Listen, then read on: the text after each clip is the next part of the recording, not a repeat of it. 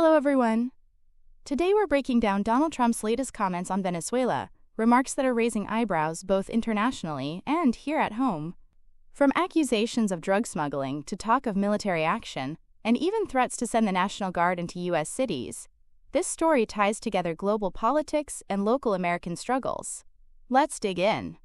Trump has linked Venezuela directly to America's fentanyl crisis.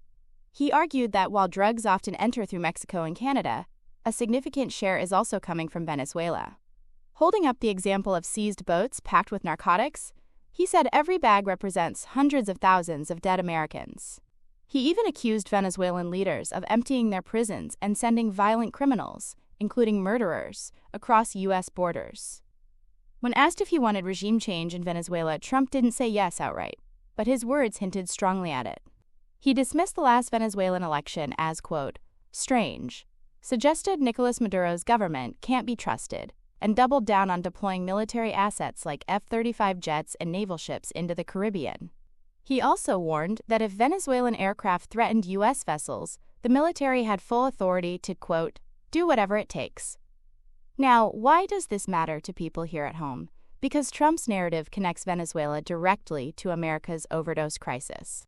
According to CDC data, fentanyl is the leading cause of overdose deaths in the U.S., with more than 100,000 Americans dying annually. Trump believes the real number is even higher, closer to 300,000. Families across the country, from small towns in Ohio to major cities like Philadelphia, have lost loved ones to drugs laced with fentanyl. Trump's message is that cracking down on Venezuela is part of saving American lives. But this isn't just about foreign policy. Trump is also flexing a law and order message inside the U.S. He recently threatened to send the National Guard into Chicago, one of America's most violent cities, despite Illinois governor pushing back. Chicago has long struggled with high gun violence rates. Last year alone, over 600 homicides were recorded.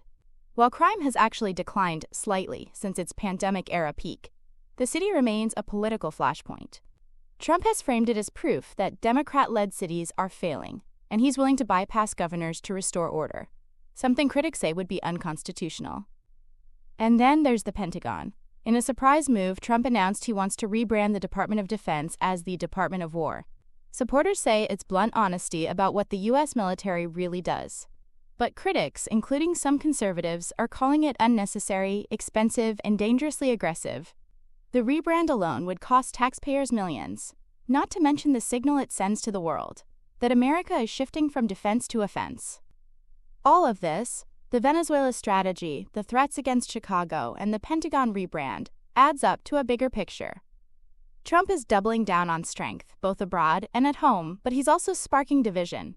Even inside his MAGA movement, some see these moves as bold, while others worry he's overreaching and undermining American values, like due process and constitutional limits.